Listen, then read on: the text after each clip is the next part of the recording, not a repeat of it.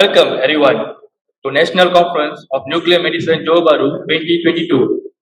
The theme for this year, Hybrid SPECT-CT Imaging when Functional Meets Structural. We hope you enjoy the officiating ceremony and the evening tea provided. Without further ado, we'll begin our plenary speech and lecture. For this, we would like to hand over the ceremony to our facilitator for today, Dr. Siti Lenggojini from Hospital Sultanah Aminah, Johor Bahru.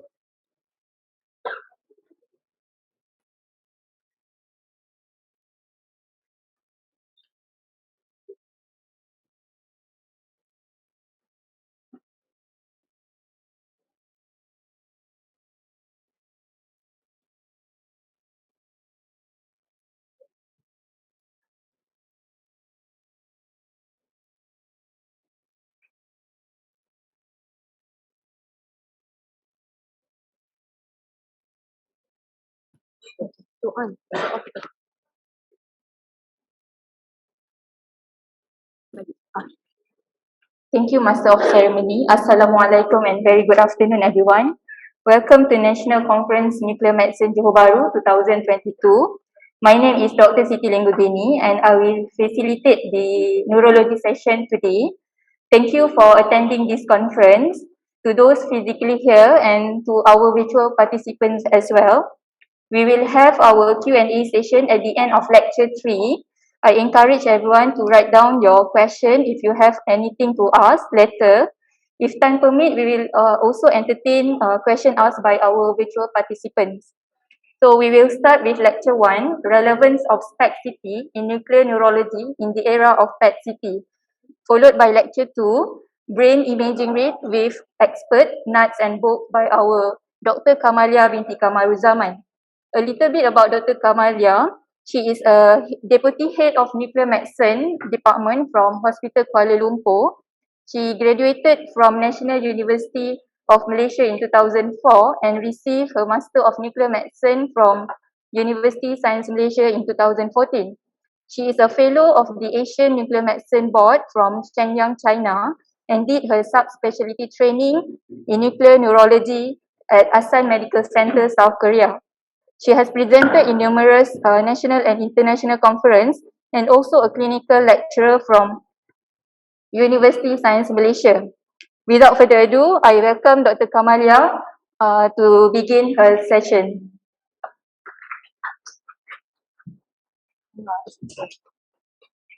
Assalamualaikum and good evening, everyone.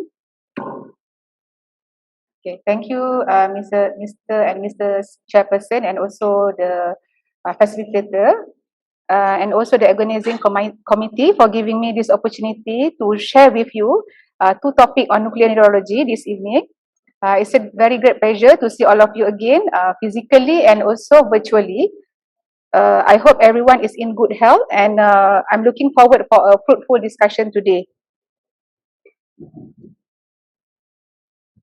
Okay, so for my first topic, I will share with you the relevance of SPECT-CT in nuclear neurology in the era of PET-CT. Okay. Both SPECT and SPECT have proved useful to reveal the functional alteration underlying the various neurological diseases. Although the focus of nuclear neuroimaging has shifted to PET, the lower cost and wider availability of SPECT or SPECT-CT make it still a valid alternative for the study of patients with some of neurological disorder. Main advantage of the SPECT-CT over the conventional imaging is a more precise localization and characterization of functional findings. So the SPECT-CT is widely available and flexible imaging that is capable of visualizing and quantifying changes in cerebral blood flow and also neurotransmitter system. SPECT, in addition to newer SPECT-CT scanner, are an important tool in the differential diagnosis of neurodegenerative diseases such as movement disorder, and may have sufficient sensitivity to detect neuronal changes, especially in the early onset of clinical symptoms. Cerebral perfusion study can be performed to assess the cerebrovascular reserve capacity as a surgical guidance for intractable epilepsy in the selection of heart transplant candidates, and many more.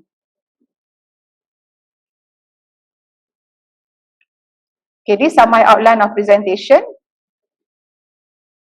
So I will touch on the overview of the SPECT tracer for CNS imaging using ECD and also TRODAT. And then I will touch on specific disorder such as movement disorder, epilepsy, and then on the assessment of vascular reserve using acetazolamide challenge cerebral perfusion study, and also I will show you some pictures of shunt function scan. Okay, for perfusion SPECT using technetium hampau and ECD, usually we give the patient a phone call for counselling before the procedure. Patients should preferably avoid excessive stimulants such as caffeine, cola and energy drinks, alcohol, smoking and also drug known to affect the cerebral blood flow. A stable environment is to be achieved at the time of injection and the uptake period. Patients should rest lying with eyes open and keep the ears unplugged. Instruct patient not to speak, read or move and do not interact with the patient from at least 5 minutes before to 5 minutes after the injection. And then following that, we give the injection of 15 to 30 MCI. And then for technetium hampau, the best time for imaging is after 90 minutes of post-IV injection, while ECD has a shorter waiting time, which is 45 minutes, and then followed with acquisition for 30 to 60 minutes. But the imaging should be completed within 4 hours of injection. Okay, now we move on to dopamine transporter SPECT-CT using technetium TRODAT. So for this, usually we give the patient a phone call, counselling at least 2 days before the procedure, explain briefly on the procedure and its estimated duration. Advise patient to avoid taking medication or drug abuse that could significantly affect visual and semi-quantitative analysis of that binding ligands, except if the aim is to assess the effect of such medication. And then we advise patient to avoid and no fasting required unless patient requires sedation. There are no dietary restriction pre or post injection. And then when the patient comes, we check for medication or any drug that may alter the tracer binding. Okay, nicotine use may interfere with that availability that binding availability. However, it has been suggested that this effect is too small to affect the scan interpretation. And then we give injection of about 22 to 28 MCI of TRODAT. And then patient has to wait for at least 4 hours post-IV injection, and then followed by a dynamic tomo acquisition for minimum 50 minutes. Okay, and then followed by CT scan for the attenuation correction. Okay, we move on to movement disorder. I will give you a few examples. Okay, Parkinson disease diagnosis is usually based on the clinical cardinal motor features such as tremor, rigidity, akinesia, and postural instability. And usually the major symptoms are derived from two minimum of two major, which the akinesia being one of them. And also there will be an associated and exclusionary symptoms and response to levodopa. The clinical diagnostic accuracy made by a qualified neurologist was 65% at initial and 76% after 12 years of follow-up in pathologically proven cases. There are two main pathological hallmarks of PD, which are the loss of dopaminergic neurons in the substantia nigra and the presence of Lewy body.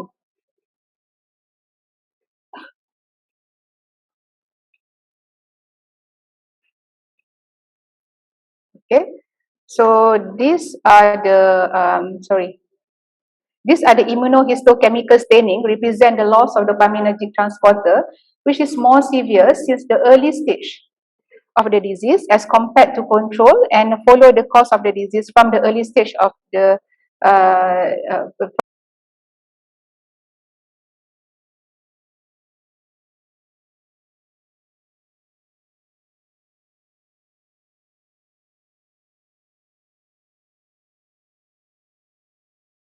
year of diagnosis as compared to normal. Okay.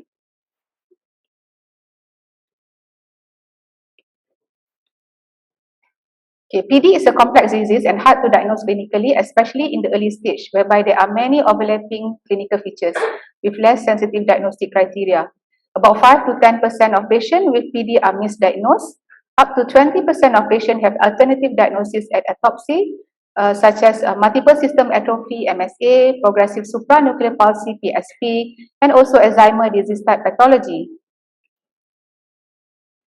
The differential diagnosis of atypical PD is clinical importance because of the treatment strategy and response, and also for prognostication, because we need to advise especially the caregiver and also patient to understand that if patient presented with atypical PD, the prognosis is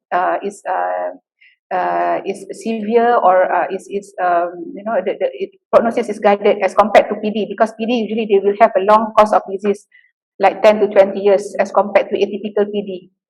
Okay, so why functional imaging? Is because it's difficult to reliably establish a diagnosis clinically because it requires a post-mortem studies, and the structural imaging is often inconclusive, especially in the early stage. So the assessment of the dopaminergic system with SPECT or PEC is a specific approach to address the pathology of the nigrostriatal dopaminergic system, and also in the preclinical phase of some of these diseases. Okay, the diagnostic possibility of Parkinsonism can be divided into striatal dopaminergic deficiency and also no dopaminergic deficiency. So for striatal dopaminergic deficiency, it can be divided into idiopathic PD and also atypical PD such as MSA. Okay, and no dopaminergic deficiency such as essential tremor, your drug-induced Parkinsonism, normal pressure hydrocephalus, and also vascular Parkinsonism. Okay, this shows a schematic representation of both presynaptic and postsynaptic radio tracer for dopaminergic system imaging. For assessment of presynaptic dopaminergic function, currently we have TRODAT in-house. Okay, but for postsynaptic dopaminergic, unfortunately, we have none in Malaysia currently. Okay. Okay, next, I would like to share with you this article on the diagnostic evaluation of TRODAT 1 SPECT in Parkinsonism. So this study involved 40 patients with 24 of them were diagnosed with PD, 10 with PSP, and 6 essential tremor with 10 of healthy control. So there is no significant difference in terms of gender and also tremor site among the groups, but there is significantly higher range of age for the PSP group as compared to others.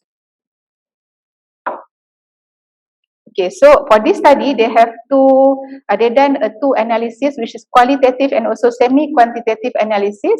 So for qualitative, basically it's quite straightforward. So you just look at the image, and then if it's normal, then it will be a normal comma shape of the striatum.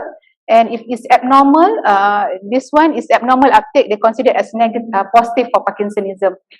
Okay, for semi-quantitative analysis, they use they have two phases of quantification. One is they draw a ROI on the basal ganglia, okay, and the ipsilateral occipital region, and this is presented as basal ganglia uptake.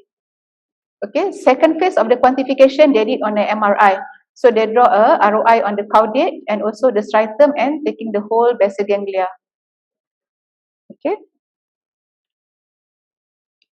So this figure shows that the mean basal ganglia uptake ratio for the essential tremor and also the control group is significantly higher from PD and PSP. No overlapping of parameter between ET and PD and also PSP, but the overlap exists between the PD and PSP group and also ET and normal group. So they cannot differentiate the normal and ET and the PD and also PSP. Okay, you can see from there. And then for pairwise comparison, no significant difference between the PD and PSP group, the p-value, okay, you can see here. And also essential tremor and control group, they cannot differentiate as well. But there is significant difference between PSP and ET and control, and also PD with ET and control. Okay, I hope you can appreciate this. Okay, and then the second phase of the quantification they did on the MRI. So they found that the distribution of the basal ganglia uptake ratio putaminal uptake ratio, and crowded uptake ratio, there is no significant difference between the PD and PSP in all the region. If you can, it's very clearly visualized here. Okay, so the conclusion from this study, product SPECT is specific and sensitive enough to be used in practice with diagnosing basal ganglia dysfunction. Okay, and this one they use a cutoff of 0.53. I didn't show you the ROC curve, but they use this cutoff point. Okay, but this is another important message down here is neither TRODAT 1 or no co-registration with MR was significant for differentiation between PSP and PD from PD as a subgroup of atypical PD. Okay, so why is that so? It is because the differential diagnosis cannot be differentiated, cannot be evaluated at the presynaptic level, as presynaptic degeneration occurs in both PD and also atypical PD. So you cannot use your presynaptic dopaminergic to differentiate between PD and atypical group. But you have to use the, but in PD, the postsynaptic site is intact. Okay, as compared to atypical PD. So I think from here also you can have sort of in your idea what will be the image will look like. Okay, so but as I mentioned before, none of these are actually available in Malaysia. So how are we going to help them? Okay, these are the example of differential diagnosis. They did a differential diagnosis between PD and atypical PD at pre and also post synaptic level. Okay, when they do a pre-synaptic imaging using DART SPECT, they only differentiate between control group and the Parkinsonian syndrome, including PD, MSAP, PSP. Okay, Parkinsonian syndrome means PD and also including the atypical one. But when they did post-synaptic imaging using D2 PET, they are able, the uptake in control and PD is normal because the post-synaptic are intact. But it is abnormal in MSAP and PSP. So in the clinical setting, the most crucial part in the management of movement disorder is to differentiate between PD and atypical PD. So how are we going to help the clinician in differentiating Parkinsonian syndrome since we don't have the post-synaptic imaging? Okay. Fortunately, in 2012, there was a study done on the and they found that the superiority of FDG PET to the postsynaptic receptor for differential diagnosis of Parkinsonism. Okay. So they found that the sensitivity of and specificity of FDG PET for diagnosing atypical one will be 86% was 86% and 91% respectively, and they are able to identify the atypical subgroups. Okay, with a sensitivity of about more than 75% and specificity of more than 92%. Okay, and they conclude that FDG PET is reliably differentiate the atypical groups. Okay, these are the findings. I will go more on my second part of presentation when we do the nuts and bolts.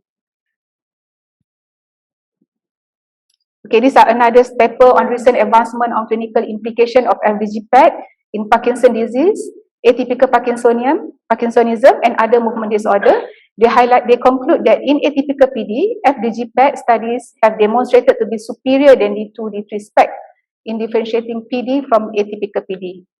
And another paper on pattern analysis of FDG PET in atypical Parkinsonism, they found that the diagnostic specificity of F18 FDG was consistently high, more than 90%, whereas sensitivity is more variable of more than 75%. Okay, I just want to share with you, I'm glad to share that HKL already embarked on this technician product study early this month. So this is my, I will share with you my first example of patient. We have this 56-year-old male, history of treatment-resistant schizophrenia for 30 years. Patient also had history of alcohol and drug abuse prior to the diagnosis of schizophrenia, and patient was on olanzapine, valproate, and benzoxazole. And despite the medication, patient still having auditory and visual hallucination. He presented 1 year history of bilateral hand tremor, which is right more than left, associated with head tremor, and no bradykinesia or rigidity. Okay, so these are the findings of the patient. Basically, in HKL, we do both the qualitative and also quantitative analysis. Okay, so for qualitative analysis, you are looking on both the normal looking chroma shaped striatum. So you see that this both striatum shows normal and symmetrical DAT binding. And then when we do the quantitative analysis, we found that there is no significant striatal asymmetry. It's just 1.2%. So we conclude that this is a normal DAT binding. This is a normal DAT binding pattern. The clinical tremor is likely secondary to drug-induced Parkinsonism. Okay, this image is just to illustrate the difference between two type of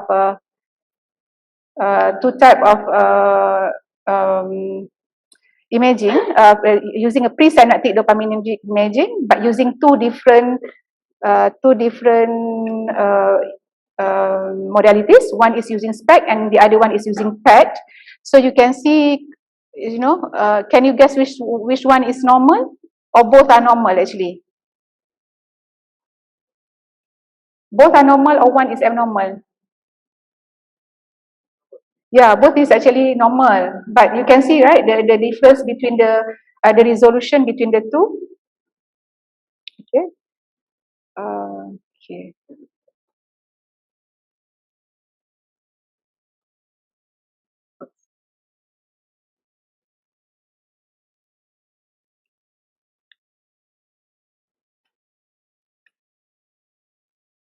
Okay, now we move on to epilepsy.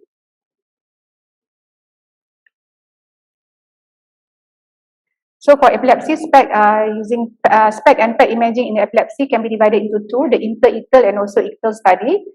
So for inter-ictal, we use the F18 FDG PET, and then usually the injection will be performed during the no clinical or EEG seizure at least 48 hours after the last seizure.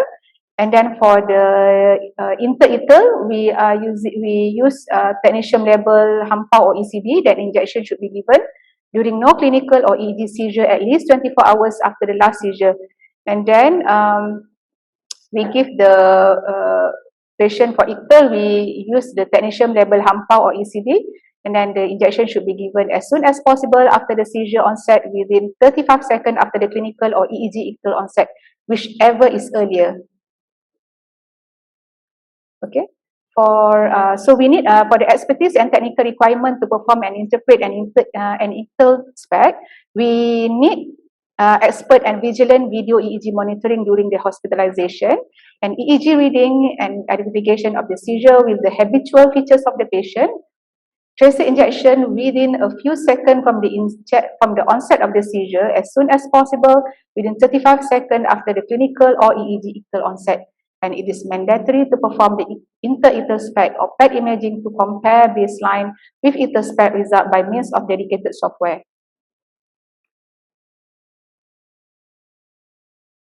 Okay.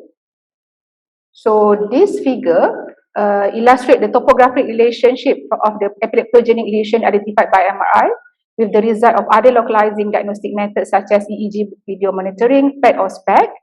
And the seizure onset zone is the region that generates the ictal discharge, which can be detected by EEG and ictal SPECT.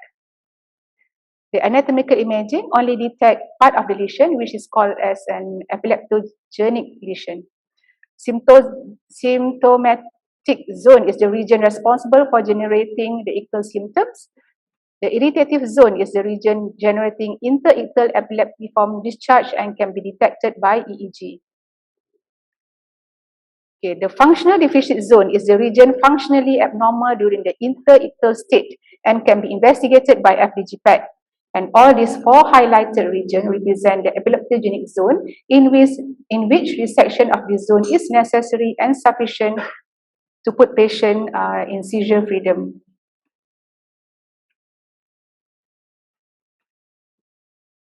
Okay, these are the example of 13-year-old boy with autism and intractable epilepsy. Axial T2 weighted images obtained 3 years after the operation showed slight blurring of the grey-white matter junction at the surgical margin, which is shown in error. Okay. Okay, interictal SPECT showed hypoperfusion at the left parietal lobe. Okay. Okay, and then the ictal SPECT showed hypoperfusion at a similar area but a smaller lesion. But they cannot define, difficult to detect the hyperperfusion at the surgical margin. So by using the subtraction of ictal, interictal SPECT co-registered with MR, which is CISCOM, clearly shows the region as having a high Z-score. So when they go in, when they went in and then they reset the lesion, it's confirmed to be a focal cortical dysplasia type 2A, and after the reoperation, number of seizure decreased. Second example, 48-year-old man with post-traumatic epilepsy. So ictal SPECT fused to MR obtained with radiotracer injection 50 seconds after the onset of seizure showed no epileptic jonic focus. But when they repeat the ictal SPECT with the radiotracer injection within 4 seconds, they found that there is an epileptic seizure onset in the right hippocampus. Okay, it shows that the timing of injection in correlation to ictal episode is important. Okay, next we move on to acetazolamide challenge cerebral perfusion study. So these are the acetazolamide is a carbonic anhydrase inhibitor and leads to an increase in regional cerebral blood flow in normal cerebral vasodilatation. So these are all the indication you can read here. So basically to know the vascular reserve, okay, and these are the contraindication. Patient with a known sulfur allergy, okay, and it is not recommended within 3 days of acute stroke and recent intracranial hemorrhage. And the use of acetazolamide might provoke migraine in patient with a history of migraine. And caution should be applied in renal and hepatic insufficiency. Okay, these are the example of one-day sequential acquisition protocol done in ASAN. So we inject first with technetium hampau and 15 MCI and then followed with a dynamic acquisition and complete with CT scan for the attenuation correction. And then we give acetazolamide based on the dose given here. And then we do a RESPECT study. Okay, after finish the RESPECT study, we inject the second dose of technetium hampau, second activity which are double from the first one. And then we wait for 10 minutes before the acetazolamide challenge SPECT study. These are the adverse effects, mild vertigo, tinnitus, and rarely nausea, but all are self-limiting and do not require specific treatment. Postural hypotension may also occur. Okay, these are example I show to you, a case 1. So usually this is the basal study. This is after the acetazolamide, and this is the basically what we are looking here is basically the cerebral reserve. Okay, is the subtraction images from Dimox and the basal images. So from here we can see that there is a normal distribution of the cerebral perfusion. The reference tissue we use is cerebellum. And then when we give the Dimox, there is no significant difference, okay, from the baseline study. So basically this is a normal brain Dimox study. These are the vascular territory, you can refer here. Okay, next case. This patient, from the basal study, you can appreciate that, okay, there is mildly decreased perfusion at the right MCA territory on this side, okay, and further reduction about moderate to severely decrease the perfusion reserve, okay, after the right MCA territory. So this is an abnormal study.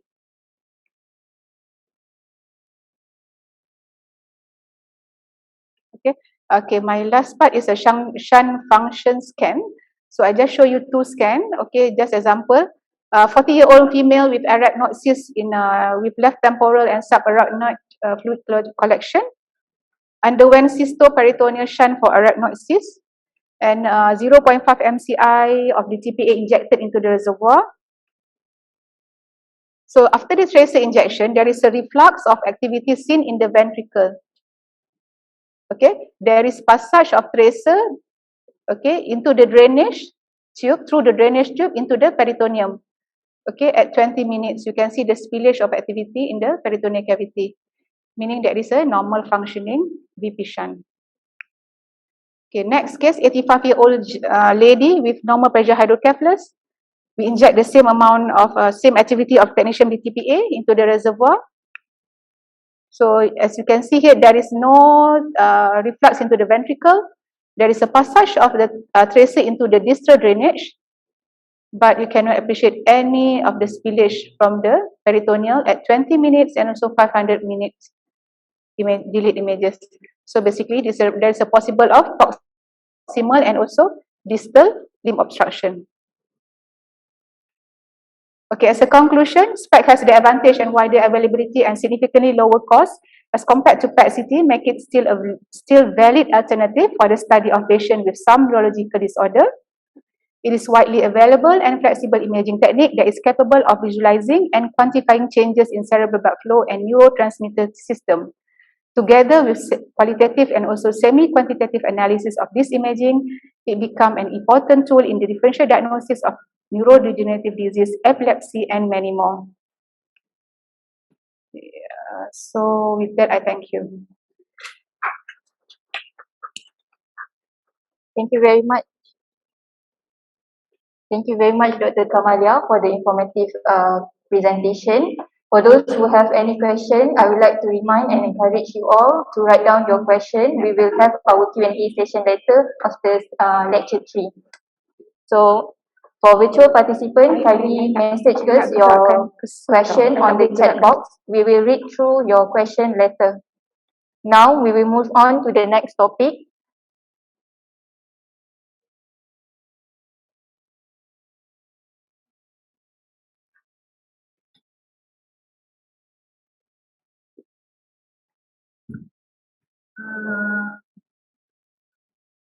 I think for the second part of the presentation, I need to present from there because I need to move the cursor. There's some one is from Maksudnya yang tadi tu bukan lecture nombor 2 lah. Sebab dia macam ada slide lagi tu. sebab very okay. Nuts and bolts. So for this session, it will be conducted in a case-based format, and I will guide you through a structured approach to neuroimaging PET interpretation using FDG, amyloid, and also dopamine transport imaging. So this session includes a dissection of the finding, providing insight into the technique, and ultimately be translated into the clinical practice. Okay, so I might need to, I will present from there because I need to use the cursor. Boleh.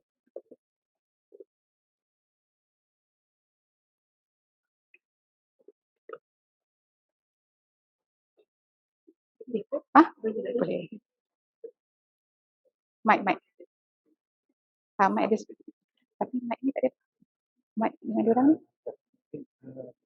The whole mic. On mic.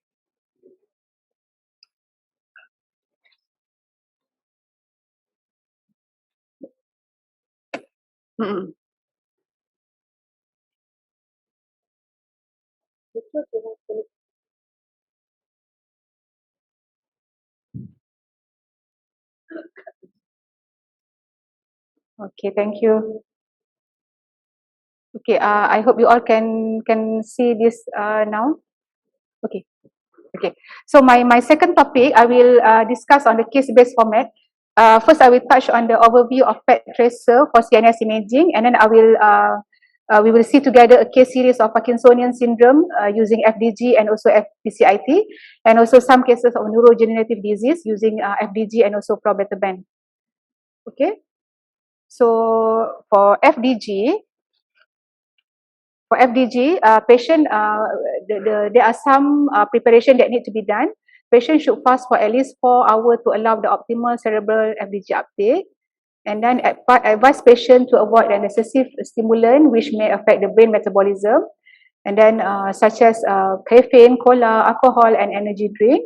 Smoking and excessive exercise should be avoided as well. And then the diabetic patient should achieve the well-controlled blood glucose from effective treatment. Relevant patient history, including the past drug use or trauma, should be taken into consideration. and then neurologic examination, psychiatric examination, mental status examination. Okay, all should be done properly. And then for seizure, for inter-etal pet, ideally it should be free from seizure for at least 48 hours before the study. Okay, on the FDG accusation day, blood glucose must be checked in every cases, and the optimal blood glucose level should not exceed 150 milligram per deciliter. And if it's ideal to monitor the EEG recording 2 hours before the tracer injection and maintain at least 20 minutes after the injection to ensure the seizure-free status. That one is in an ideal situation lah, right? So based on your center, you will see whether it's feasible or not. Okay. Then during FDG injection and uptake period, patient should be placed in a quiet, dimly lit room with eyes open and ears unplugged with minimal to no movement or external stimulation for at least 5 minutes before and after the tracer injection. Okay. The optimal time of waiting is about 30 minutes post IV injection and then followed with image acquisition. So these are the normal FDG metabolism of patient. Okay. Sorry. I tak boleh stopkan dia because I need to scroll this thing.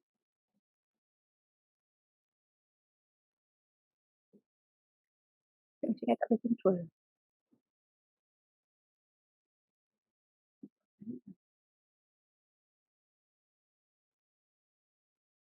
Okay, tak boleh control dia.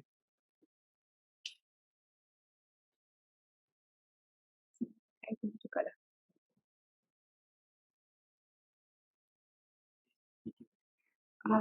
Something like macam I nak kena stop pause. So I nak naik turunkan dia. Kan macam ni kan dia boleh control dia.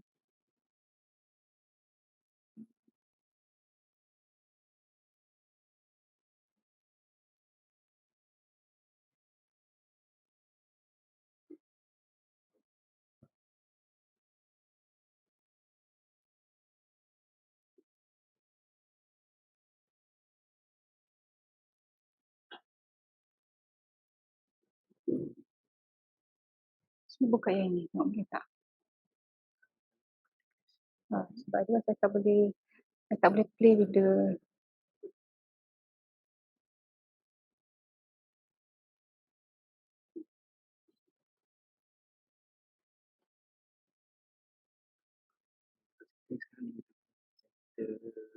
okay. Maksudnya tak ada masalah. I boleh dekat scroll kat situ. Kan? Betul tak?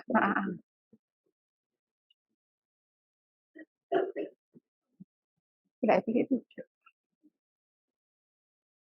Ini ada tekan situ tak boleh main dia punya intensity.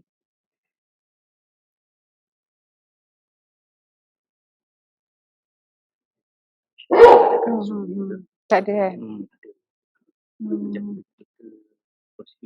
Okay. Okay. Okay, actually this one what I'm trying to do is I want to go through with you all the normal metabolism of each of the region, but unfortunately I think this computer they don't provide this special function. So I'm not sure whether I just can scroll very fast lah. So I cannot stop this one, when I want to show you where is the basic ganglia, where is the thalamus.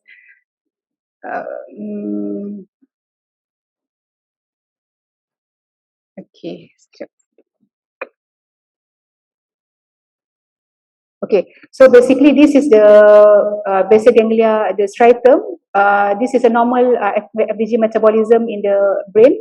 So usually the highest metabolism will be in the striatum and also thalamus, followed with your cerebral cortex and also cerebellum. Okay, so you can see that this is a normal metabolism of FDG in the brain.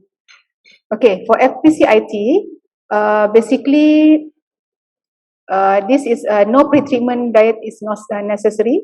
So this one is actually to replace your product just now, yeah. When I show you earlier that the SPECT imaging using product, this is using SPECT-CT. So the pre-treatment diet is not necessary, and some drug may affect the striatum. Okay, such as dopamine receptor, such as amphetamine-based drug. So therefore, the medication discontinuation, if it's possible, we need to recommend to discontinue for at least 5 times of the drug half-life. L-Dopa, okay, do not significantly affect the dopamine receptor uptake of the striatum at the standard dose and do not have to be discontinued. Okay, if there is no contraindication, please advise patient to drink at least 1 liter of adequate hydration. Okay, and then follow with injection of 5 to 0.5 MCI of the SPECT.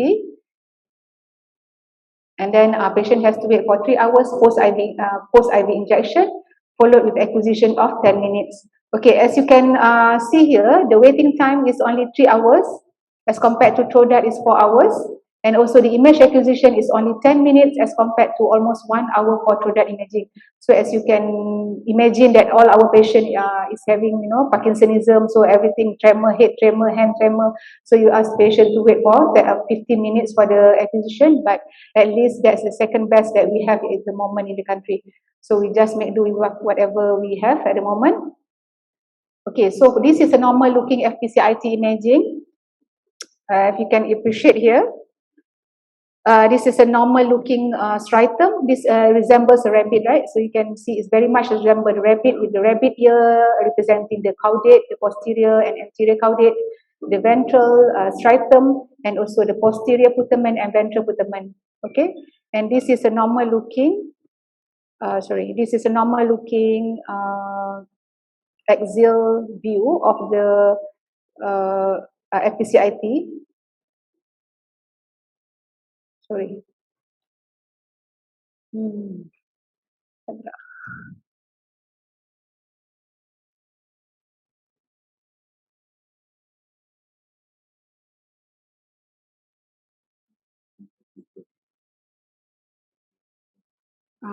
Okay. There is some Apple incompatibility issue. I don't know. Okay. So you just imagine that the normal coma shape of the striatum. Okay. I try to show you in our next picture. So the first case we are going to discuss about the Parkinsonian syndrome. Okay. So this is what I'm trying to show you just now, the normal looking striatum. Okay. I cannot show. I can show here. Okay, normal looking striatum. I can only show this using this screen here. I'm so sorry because I'm here. I cannot see the screen there. So this is normal looking striatum, and then this is a normal looking striatum on SPECT, and then this is a patient with PD. Usually they have loss of the dopaminergic transporter in the posterior putamen, so giving rise to the rabbit hip sign. Just imagine the rabbit with no hip, okay, but the foot is still there. All right, the ventral putamen is still SPECT. And then PSP, usually there will be a loss of the dopamine transporter in the caudate and also putamen, sparing the ventral striatum only. So this is rabbit ear sign, okay. And for the MSA, usually it will loss of dopaminergic transporter at the posterior putamen and also the ventral putamen, so giving rise to the rabbit foot sign. Okay, case 1, 62-year-old gentleman presented with 1 year history of abnormal movement of upper and lower limb, and then patient has abnormal rhythmic movement of upper and lower limb, and then he has difficulty in initiating of walking, and once he start walking, he stoops forward with small and fast step. So he has propulsion and also retropulsion. On examination, patient has shuffling gait with masked face. So from the history, you sort of know what diagnosis the patient has, right? So you can see here that this is what we call as rabbit hip sign. So if you can appreciate, the caudate is still there, ventral striatum is still there, but there is a loss of posterior putamen with sparing of the ventral striatum. Okay. Okay, this is the axial view of the patient. Okay. Okay, because this one I cannot make it fast or make it slower because it's all automatically controlled. Okay, so you can see here that there's still ventral putamen, but the posterior putamen is lost just now. So this making a diagnosis of PD. Okay, next we have FDG PET for the same patient. So when we do FDG PET for patient, usually the metabolism is usually normal. Okay, most of the time it will be normal or increased metabolism of the basal ganglia. Okay, case 2, 62-year-old gentleman presented with difficulty in balancing, bradykinesia, rigidity, urinary incontinence, and minor slurring of speech. Patient was prescribed with oral levodopa, and then despite the increasing the medication dose, his chief complaint were perpetuate. And on neurological examination, patient has orthostatic hypotension and Babinski sign with hyperreflexia and positive clonus test. So from the history, we might have some clues to the diagnosis whereby patient has some movement disorder associated with autonomic symptom, and this is usually represent multiple system atrophy. Usually in F18 FPCIT, patient has a rabbit foot sign whereby the loss of posterior putamen and also the ventral putamen, so no foot, so we call it a rabbit foot sign. Okay, that is consistent with MSAP. Okay. Okay, I don't know why the axial did not come out. Okay, just move to the next. So this is the FDG PET of the same patient. So for MSAP, we are looking for FDG hypometabolism at the bilateral posterior putamen. Okay, please have a look at the posterior putamen. So, okay, we go down. Okay, that is your posterior putamen. Okay, it's lost now bilaterally. Okay, there is no complete comma shape. Okay, otherwise the thalamus, the midbrain is further down, and both cerebella and both cerebral are normal. Okay, third case, 60-year-old lady presented with 2 years history of fixed upward gaze, inability to look downward. On neurological examination, patient has eyes remain fixed in the constant staring upward gaze depicting supranuclear horizontal and vertical gaze palsy. Dorsal eyes reflex was present and with axial rigidity. So all the highlighted symptoms are actually the common presenting symptom in PSP, progressive supranuclear palsy. So as I mentioned before, the PSP will have the rabbit ear sign in F18 FPCIT. So you can appreciate that there is only face of the rabbit is remain. Okay, the rest are actually loss of the dopamine transporter already. Okay. Okay, I cannot show you the axial view. Okay, now we go to F18 FDG of the same patient. So please pay your attention on the hypometabolism of bilateral medial frontal and also midbrain. So you can see here that there is medial frontal bilaterally actually show hypometabolism, and further down we can see that the midbrain is also appear a hypometabolic. So that is and then the rest of the metabolism are normal. So there is a very typical finding of progressive supranuclear palsy. Okay, our second case, we are going to go through a few cases of neurodegenerative dementia. So this is a top-down approach to the interpretation of FDG PET for dementia because FDG PET does not bind to the pathologic protein. So it requires the reader to recognize a characteristic pattern of glucose hypometabolism to identify the pathology. So this pattern has been documented in the literature for both primary neurodegenerative disorder and also the secondary causes of dementia. This approach presents an algorithm for organizing this finding and systematically applying them to interpret FDG PET brain for dementia. So the analysis begins with the evaluation of the parietal lobe. Okay, so you start with your parietal lobe. Okay, if it's normal, okay, just follow through. If normal, then the evaluation of frontal and temporal lobe will follow through the pathway A. Okay, For example, in FTD, okay, FTD here uh, is characterized by decrease of the frontal and also temporal uptake. Okay. Alternatively, decreased parietal activity leads to pathway B, where the precuneus and temporal lobe are evaluated. So, if it's decreased, you go to your precuneus and also temporal lobe. Okay. If precuneus is normal, then it might be due to the non-neurodegenerative disease such as vascular dementia, depression, drug-induced dementia. Okay, should be considered. Okay, and in some cases, the vascular insult also may have bilateral decrease of your precuneus. So just be careful, but it will have a normal temporal lobe uptake. So you can consider as vascular insult. Okay, I will go through you case by case so that you can appreciate more. Just go through using this top-down approach. Yeah? Okay, so I have this one, case one, a 40-year-old lady presented with 2 years history of forgetfulness, with strong family history of young onset dementia. Patient MMSE is 16. Okay, 16 is considered as quite mildly reduced. CSF normal, MRI brain showed progressive generalized cerebral volume loss with focal predilection of bilateral temporoparietal and precuneus and pattern of atrophy favors Alzheimer disease.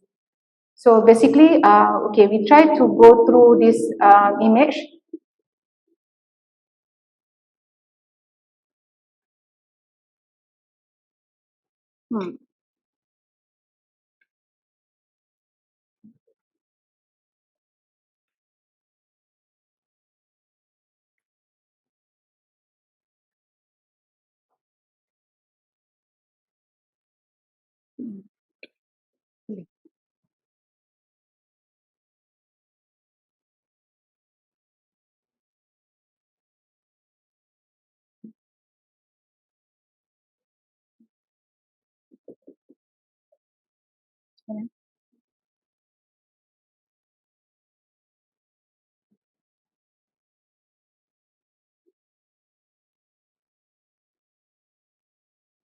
Kat sana.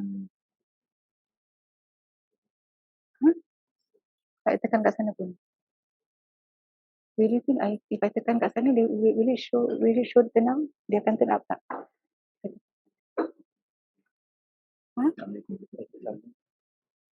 Yeah. Can. Tapi you cannot connect.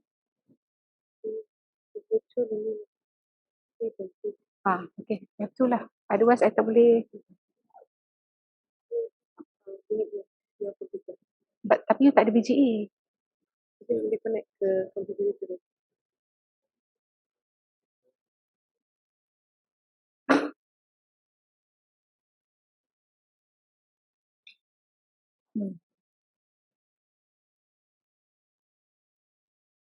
Boleh dia buka, kita connect ke komputer tu. Jadi, she join the chatting from here.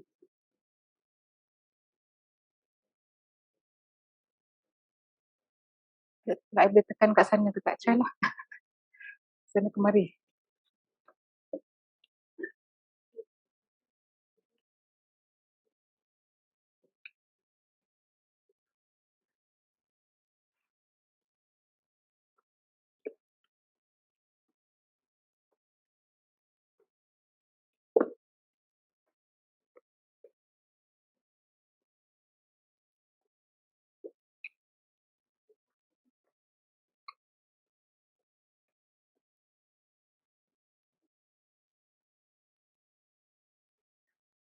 Boleh tak? Sebenarnya sambil tak boleh bergerak ke? Ya. Tak boleh kan?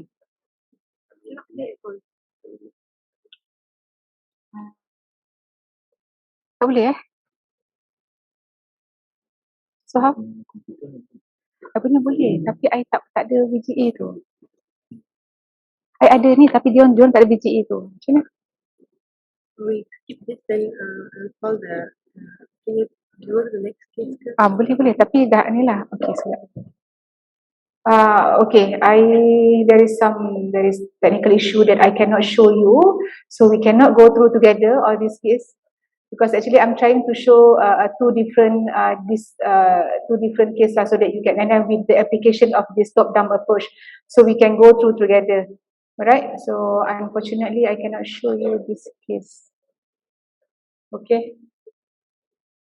So basically just now I want to show you the how to use this top-down approach. Okay. And then we apply on our image interpretation of MDG. Okay, right. So basically, these are case of Alzheimer disease. That the one I want to show. Using the context ID, we can also use. We can also use a semi-quantitative analysis using the context ID. So we can in aiding to strengthen our diagnosis of Alzheimer disease. Okay, case 2. This patient, a 35-year-old man, presented with 5 years history of behavioral changes, worsening for the past 6 months associated with personality changes and decreased interaction and also forgetfulness. On neurological examination, patient MMSE was 10, CSF was normal, MRA and MRV EEG was normal, and the MRI of the brain showed cerebral atrophy with no focal lesion to suggest vascular insult. So these are the okay. So this one works. I don't know why doesn't work in the previous image. So okay, we go through together. Start with your parietal lobe. So is it normal or abnormal? So parietal lobe is normal. Okay, parietal lobe is normal. We go to the frontal lobe. Now we go to frontal lobe and it is decreased. So if is it decreased, so the diagnosis between PPA, CBD and FTD. Then we go straight to the temporal lobe. Okay, the temporal lobe. Sorry.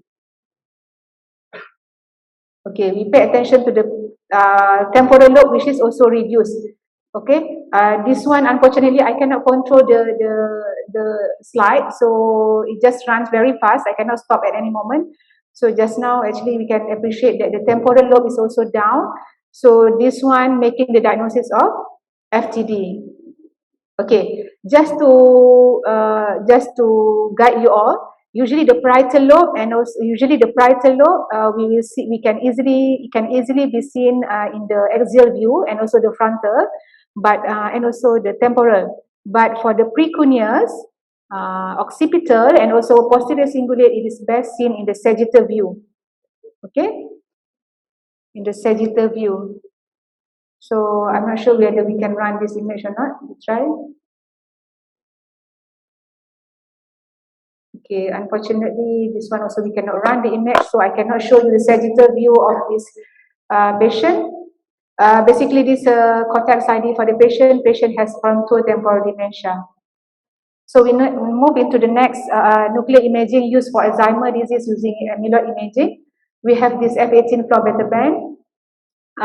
Basically, extracellular amyloid beta aggregates are the key of pathologic hallmark of Alzheimer disease, and aggregation of the amyloid beta is a slow and protracted process which may extend for more than 2 decades before the onset of clinical symptoms. So the floor beta band is an established biomarker of amyloid deposition, and visual assessment of floor beta band PET is used in the clinical setting to estimate the amyloid neuritic flux density to classify scan as positive or negative. Okay, basically these are the appropriateness of usage of amyloid PET usage. Okay, whether it's appropriate or not, or inappropriate use, you can just read the list. Okay, in view of time constraint, I have to go fast. These are the preparation. Basically, no specific preparation for the patient. We administer about 8 MCI of clobetaben, and then patient has to wait for at least 90 minutes before the SPECT-CT acquisition of 20 minutes. Okay, for clobetaben visual assessment method, it is very specific. So usually during my training, we use clobetaben because it has a specific quantitative and also semi-quantitative analysis. So basically, the assessment made in axial orientation in grayscale. So you just focus on the white and gray matter anatomy, and then just focus on these four region, which is lateral temporal, frontal, and also posterior cingulate and precuneus, and also parietal lobe. So they have a specific sign for normal and abnormal scan. Okay, And then we have this buckle and RCTU scoring system. Okay, for regional cortical tracer uptake scoring, we have score 1, which is normal or negative. And then we have score 2 and 3, which showed abnormal positive. So the right, okay, on my right hand, this one is the condition for the assessment. So if the grey matter is lower than the white matter, then it's a normal study. Okay, you just focus on that. The rest are actually abnormal. So whether it's moderate uptake or pronounced uptake, it's basically based on the whether the amyloid is affecting the portion or the whole region of the region. Okay, how to read the floor better than scan? Buckle score is actually derived from the RCTU score. So if RCTU score 1 in each of the 4 brain, then it will score as Buckle score 1, which is scan without beta amyloid deposition.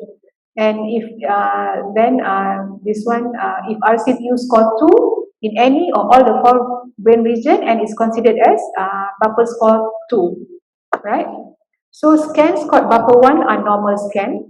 Scans scored Buckle 2 and Buckle 3 are abnormal scans. And one single region scored RCTU 2 makes the whole scan abnormal. So these are the example of floor better band scan. So what do you think of the buckles? The RCTU score can concentrate on the frontal, parietal, and posterior cingulate and lateral temporal. Okay, just go through again. Okay, you just see the white-gray matter differentiation. If it's good, meaning that it's a RCTU1. So basically, this patient has RCTU1 scoring for each of the region, making the buckle score of 1, which is normal study. Okay, case 2. Okay, just have a look. Is there any grey and white matter differentiation? Okay, frontal, parietal, posterior cingulate, and also lateral temporal. Basically, no. So RCTU score 3, making the buckle score of 3. This is abnormal study. Alright. So this slide is just to illustrate the number of neurological cases referred to for FDG in HKL. So as you can see here, the majority of the referrals are for the pediatric epilepsy, followed by CNS paraneoplastic. So basically, the CNS paraneoplastic patient may present with optic neuritis, radiculomyelopathy, neuropathy, facial pain, okay? But they are looking for paraneoplastic as well. And then followed with dementia, limbic encephalitis, movement disorder, and adult epilepsy. So for up till now, in this whole year, now we have performed a total number of 50 neurological cases. So in near future, we expect that the number of referrals will increase.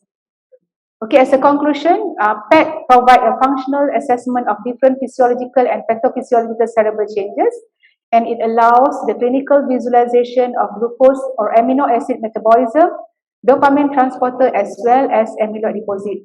It is important to make an accurate differential diagnosis of Parkinsonism to decide the treatment regimes, to provide a prognosis, and to develop a new therapeutic strategies. PET is also of great clinical value for important diagnostic indications such as dementia by using FDG or amyloid imaging. And in patients with different subtype of dementia, PET shows distinct spatial patterns of metabolism in the brain and can help clinicians to make a reasonably accurate early diagnosis for appropriate management and prognosis. So with that, I thank you. Thank you very much. Thank you very much, Dr. Kamalia. Sorry for the technical trouble. Since we already started late, so I will move on to the next lecture. Now we move on to the topic TC99M product spec imaging, local experience from our pharmacist by Mr. Muhammad Ikhwan bin Hashim. A little bit about Mr. Muhammad Ikhwan. He is a chief pharmacist at pharmacy unit from Advanced Medical and Dental Institute, AMDI, USM, or currently known as PPUSM. He obtained his Bachelor of Pharmacy from USM in 2005 and then underwent compulsory service under MOH in Perlis. In 2006, he joined USM as a pharmacist, and then he also did an attachment at Nuclear Pharmacist Hospital Pulau Pinang in 2012. Without further ado, I invite and welcome Mr. Muhammad Ikhwan to deliver his topic. Saya boleh stop. Okay, dia saya nak duduk kat mana? Kita ni sebenarnya.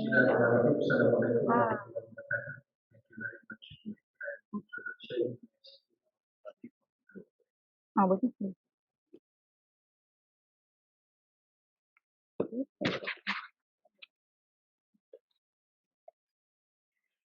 Boleh suruh slide deck. Tak bagi dekat orang.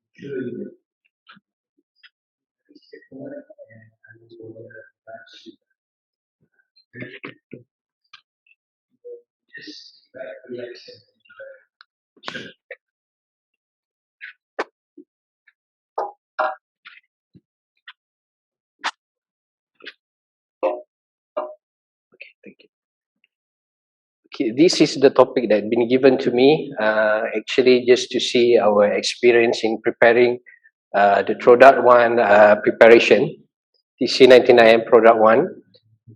It's actually a very straightforward process, and I don't think it won't be, it give much, I would say, hardness to us, but I can, there are some things that we face, I would say, difficulties in terms of the quality, the radiochemical purity process, the QC process. But alhamdulillah, at the end of the day, we still get the very good image for our study. Okay.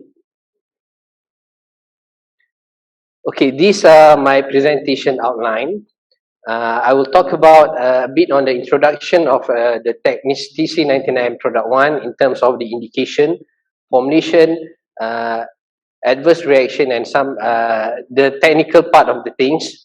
And then I will move on to the preparation part, a bit on the radiochemical purities, the QC part, and also some of the things that we need to ponder maybe for next and future discussion. Okay, how it all started is actually because we are going to start up a study. The study topic will be elucidating the effect of kratom on starter dopamine transporter level using TC99M product 1 SPECT-CT in kratom abusers. Ketum actually. So we are going to see the effect of the ketum, whether it can cause addiction or not.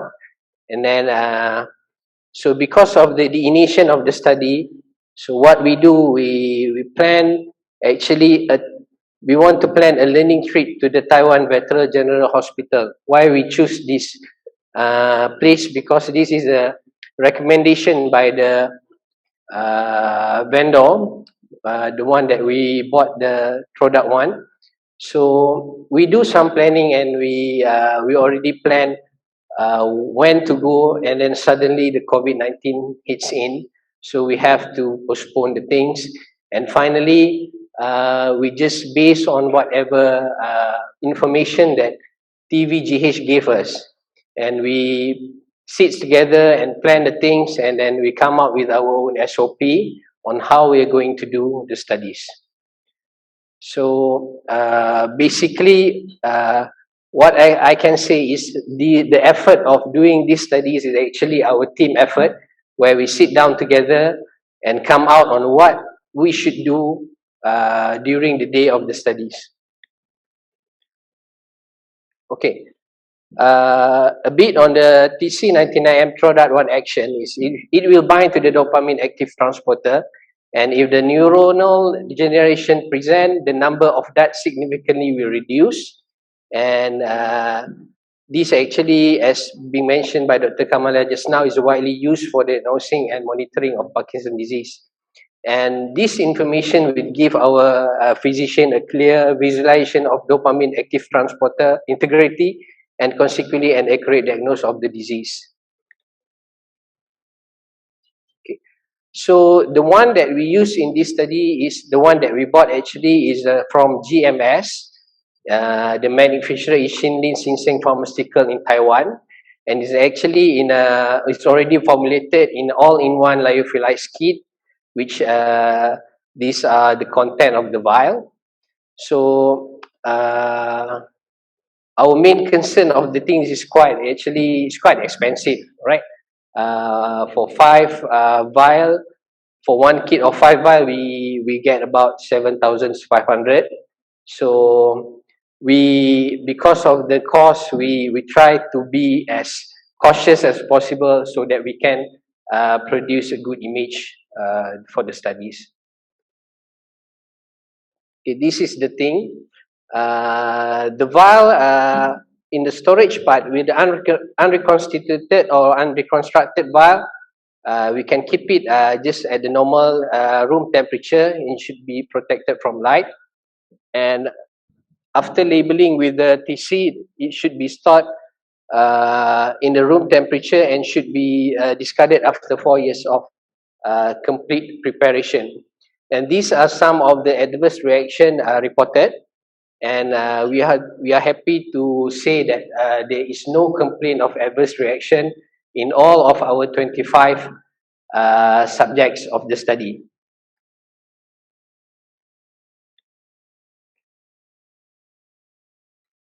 Okay, the preparation of the product one is actually very straightforward. So I believe all my fellow pharmacist friends will be very much aware of how to prepare the things. So we start with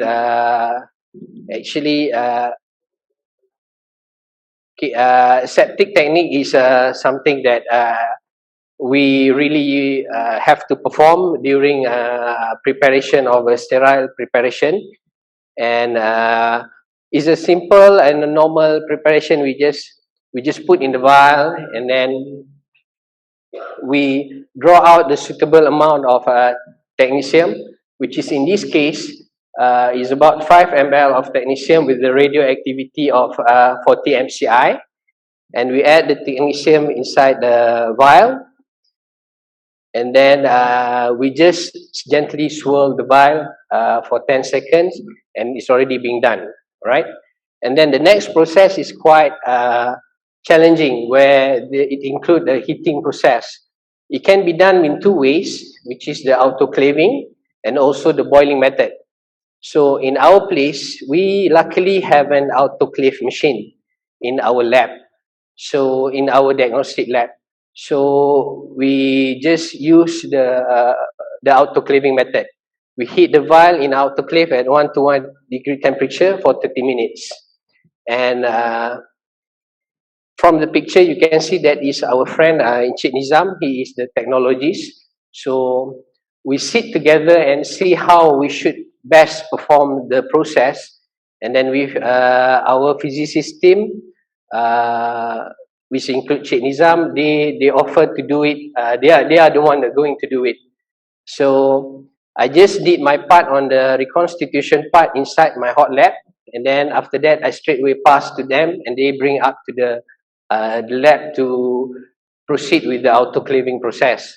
So our lab is actually on the different floor. So so they are the one that carry the things towards the lab, carry on the autoclaving, and then after that they come back to us.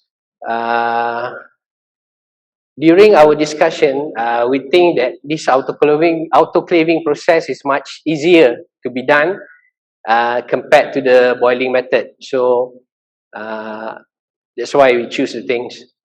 And then after all the things, the heating process is done, we just remove the vial and store it to the and let it cool down in the room temperature.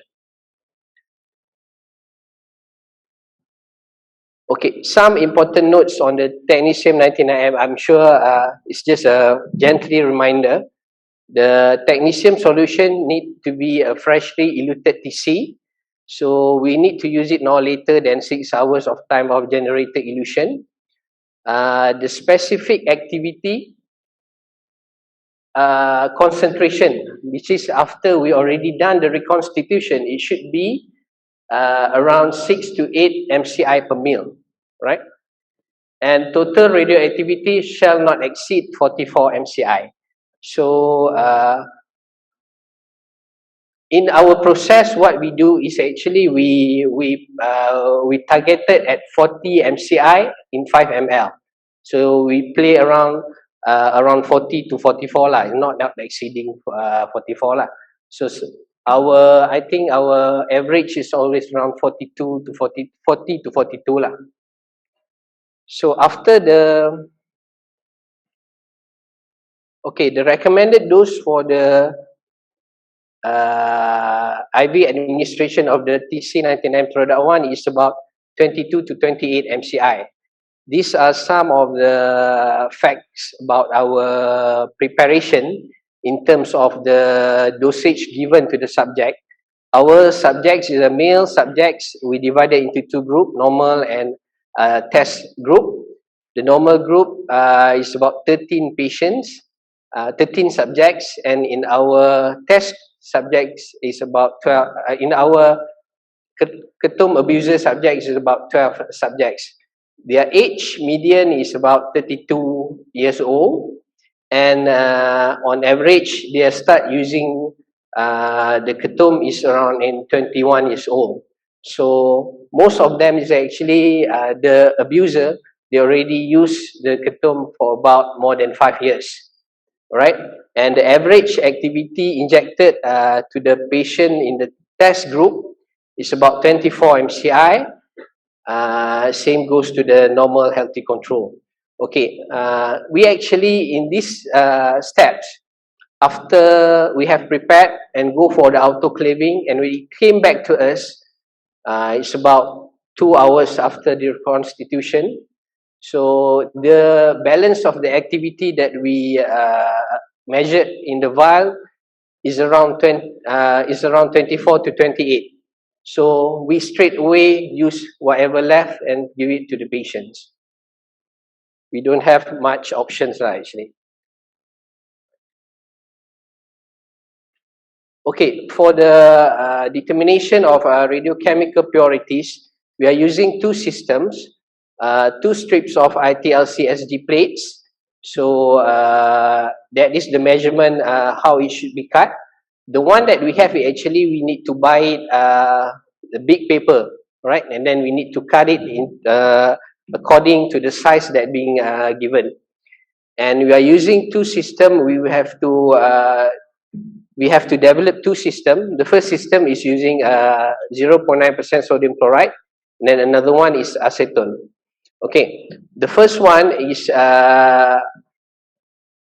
the first strips, we are using it in the system 1. We just have to use it to use the 0.9% sodium chloride, whereas the system for the system 2, after we already put it inside the acetone, then we have to take it out, let it dry, and then we have to put it inside saline, right? So it's 2 process for the system 2 actually.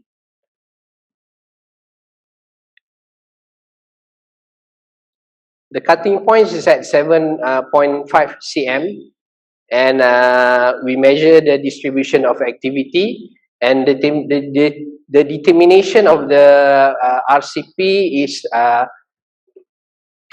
we are taking the total activity of 100% minus the percentage of radioactivity in the solvent front for the system 1 plus the percentage of radioactivity in the origin of the system 2.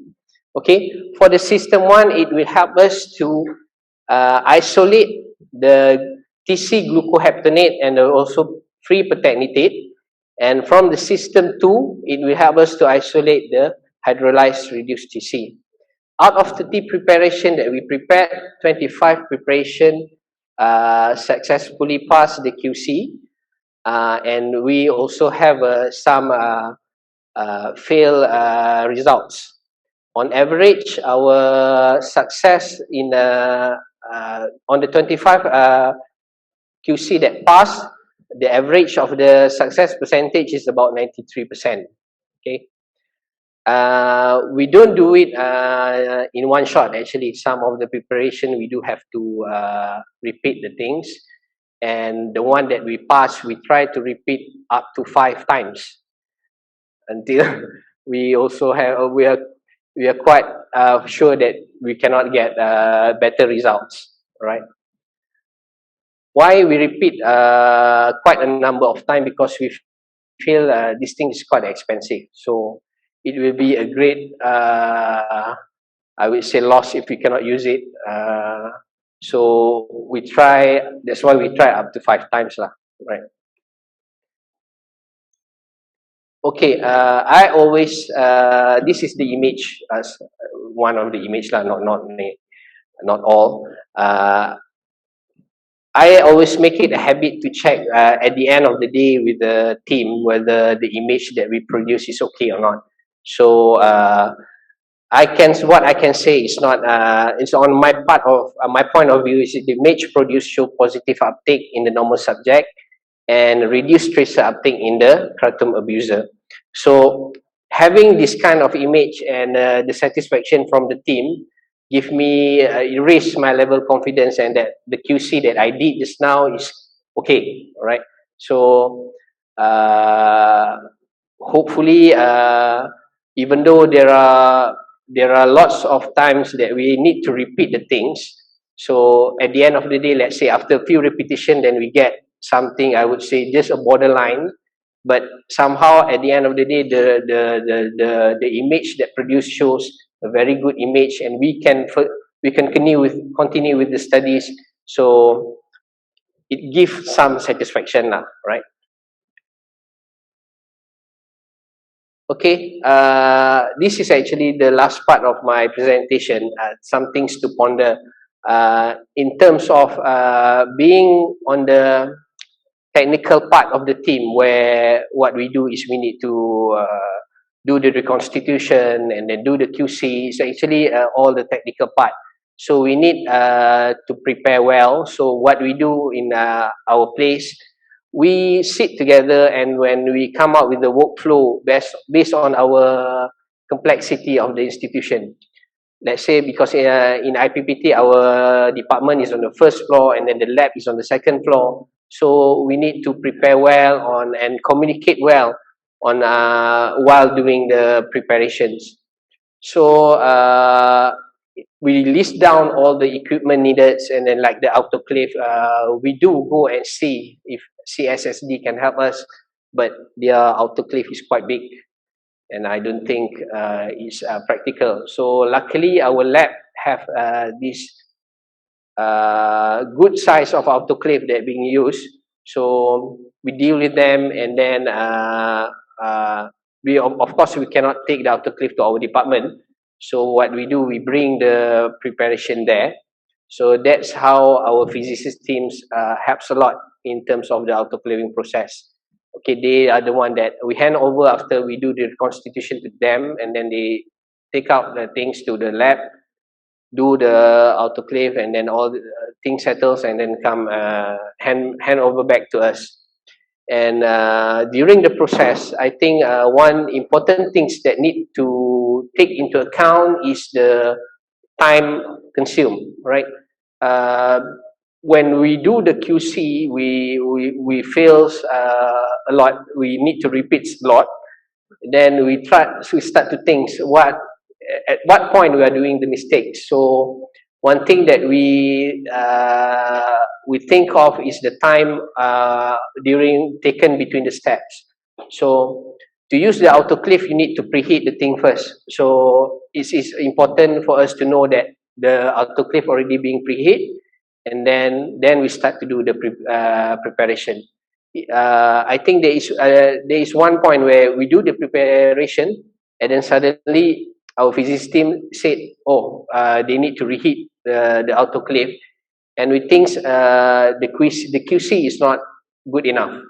So the time taken between the steps, it should be continuous. That's what I mean, right? And then the lastly is if any chance that we can have an element of cost effective, or how we are going to make the most of our preparation, we should look into that matters. So if possible, if we can have a dose reduction given to the patient, where to the extent of we can share a vial for 2 patients, it would be very good. But I don't think it can be done. All right, if 25% reduction, you still cannot share 1 vial for 2 patients. So anyhow, if we can for 2 vials, we can use it for 3 patients. It will be very good enough, and it will save a lot actually. So my friends here, Dr. Shahid, they are doing the quantification studies to see whether we can reduce the dose. I think he will elaborate more, but it's actually already being published in the journal. But so I think there's a room that we can see the cost effective if we can reduce cost in doing this kind of preparation. 1 vial currently, through our experience, we can use only for 1 patient. After the autoclaving process and everything, come back to us, the average activity that left is about 24. So it just fall nicely under the range of recommended dose for the patients. All right. Lastly, I just want to thanks a lot to my team that worked together with us in preparing the TC99M product 1 preparations, and some of them also contributed to it, my slides today. Right. Thank you very much. Thank you very much, Mr. Muhammad Ikhwan, for the informative presentation. I would like to invite Dr. Kamalia and Mr. Muhammad Ikhwan to answer some of the questions for our Q&A. So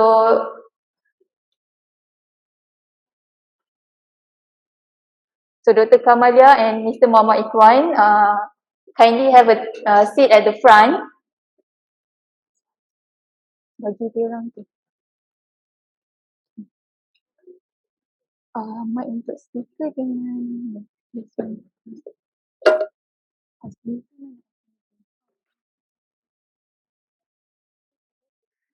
Ini meeting.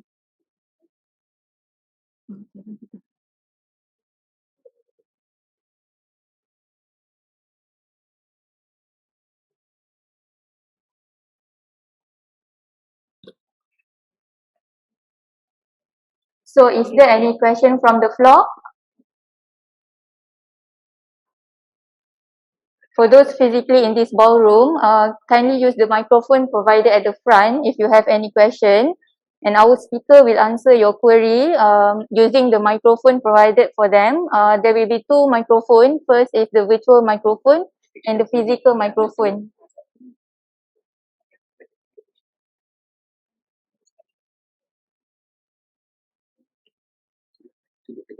So for visual participant, you can type in your question. We will read through your question and for the speaker to answer. If there is no question from the participants here, actually I already have a few questions to ask for the speaker. I will start with Dr. Kamalia. Any question from the floor?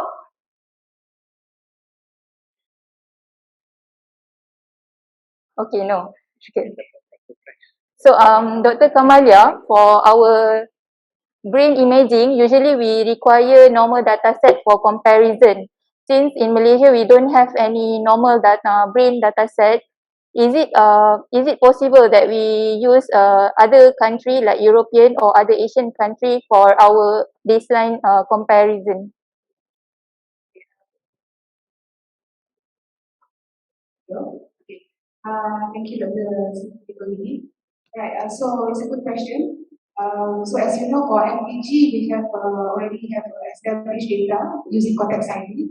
But as I mentioned, and I showed you earlier that for TODAP, we don't have a specific database population for reference. So what are we doing now is basically we have to collect our own data. So now basically what I'm doing is we are actually comparing the patients contralateral basic area, so patient's own. right? So and then that's why the additional CP is needed. So in the meantime, I'm also collecting for the normal database. So I hope, but we are just starting. But at the same time, I'm also collecting for the normal database. So for that, that's why if you can see, because for ID, for ID.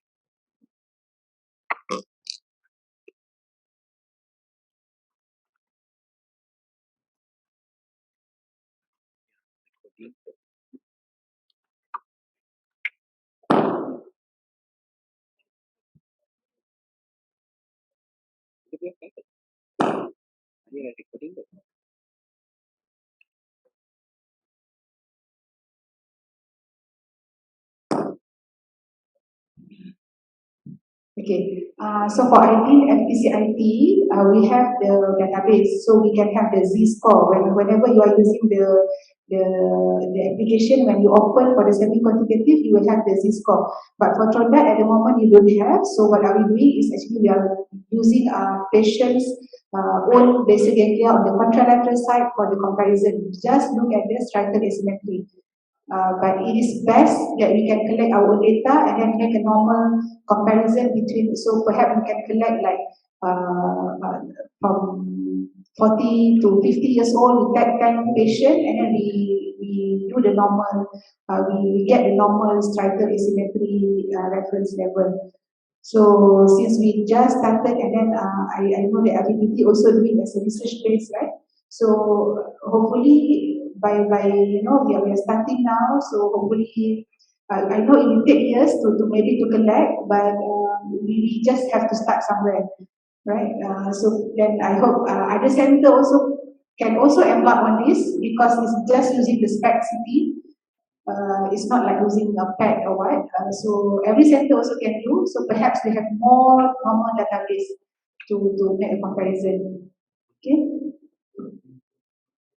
Okay, we are looking forward for the result. Next for our speaker, Mr. Muhammad Ikhwan. Just now on your slide, you mentioned the challenges in the team of projects such as time preparing the radiopharmaceutical as well as the equipment. Is there any other things that for other center that wants to start the service has to be concerned of for the preparation? Okay. At the moment, the things that we can think of based on our experience is more on the process.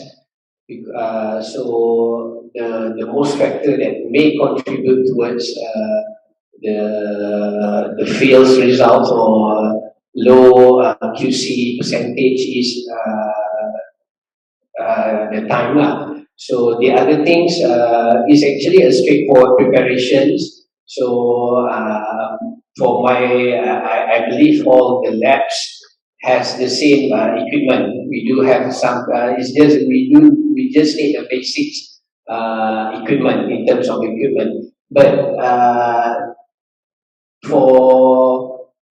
in terms of preparation process, I think the factors that may contribute is the way we handle the things. So and then the complexity of the place, like in our place, because we are at a different place. Our department is downstairs, and then we have to move out to the lab to use the autoclave. So the factors that we think that contribute towards the differences in terms of the results of our products is the time at the moment. And the way this is actually the way we handle the things lah. So since it's just IPPT and we know HKL are using already being do the preparation. So we hope to sit down together and we discuss the things that we need to give a major concern, and we try to I would say to improve the process. So at this time, I think it's just more on the way we handle the things. So now seems that time is something that may affect the whole process. In terms of equipment, I don't think maybe there will be some differences between method, which is autoclave and the boiling methods. So, but we need to have lots of data to compare. All right, and some more. Uh, because of currently the advancement of the technology where we have rapid kit, so usually we don't see much failure in terms of RCP when we make the preparation of our rapid kit. So like we do in our bone scan, like we do in our trypophosphine. So when we do the new things and then suddenly the RCP is not favor to us, so we start to ask questions.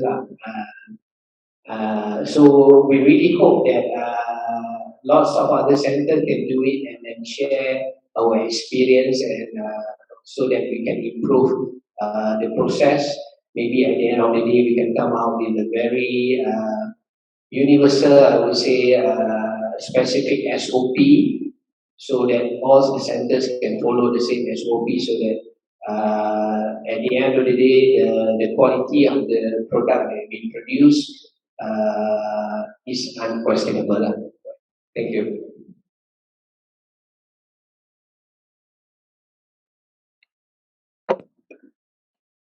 Thank you, Mr. Muhammad Ikhwan. Yeah, hopefully in the future, all the center can provide these services to our local people. I just want to ask, is there any other question from the floor? If not, I will end this session. Oh, okay. I am Dr. Sundaram. I am from India. We are discussing a lot regarding the product preparation. Product imaging is a regular procedure in India. We do more than 150 centers of doing product. There are some practical tips which we can give it to you. Number one is too expensive for price. We are also using Taiwan kits. But now these kits are indigenously available. It's available in India. It's also being manufactured in Iraq and also it is available from Argentina and Brazil. If you import those kits, they are relatively lesser. That's number one. Number two is the heating step to it. You need not struggle like this for heating. What you need is the thermostat controlled heater. It is around 10,000 ringgit, but it is very relevant and it can be used for other purposes. Thermostat controlled heater. So there, the only problem is when you are heating normal water, you cannot control the temperature beyond 100 degrees. It will immediately evaporate, and when you are adding water, again the temperature cannot be controlled. That's where you have to use coolant, engine coolant. We have water engine, or we have car coolant, we have the motorbike coolant. So that oil, its boiling temperature is 180 degrees. So you can use it and it will be easy to heat it. That's the second point. Third point is you are talking about the reducing the dosage. It should never be reduced. If you reduce the radioactivity that is being injected to the patient, quality of scan will be very poor. And already, as the speaker was specifically pointing it out, you have to acquire the image for 50 minutes, 60 minutes. And in a patient with Parkinsonism of 70 to 80 years age, you cannot do it. So you should never reduce the dosage. But although the preparation kit product says you have to put only 45 milligauge of technetium, you can actually go up to 60. So you can add more radioactivity and you can actually share it for two patients. And the last one is most of the advanced sectors like us, we don't use product anymore. It is very effective and more clinically relevant radiopharmaceutical F dopamine. 18 of labeled dopamine. So that is much more cost effective. it comes to around 400 rickets per patient. You are having one preparation is around 400 to 500 rickets to the patient. So that is the answer. So now in many metro cities of India where cyclotron is available like ours, we have access to F-DOPA. Obviously, F-DOPA is not only used for Parkinson's imaging, it is also used for many other malignancy evaluations like neuroblastoma. So F-DOPA is the next step.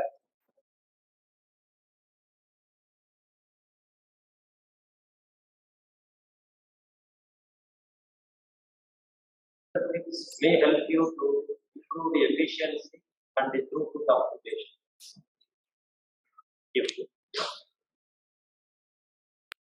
Thank you, Professor, for the informative sharing from India experience. Is there any other question from the floor or any other experience you want to share? If no, I will proceed with the token of appreciation to both of our speakers. I will pass on the session to our Master of Ceremony,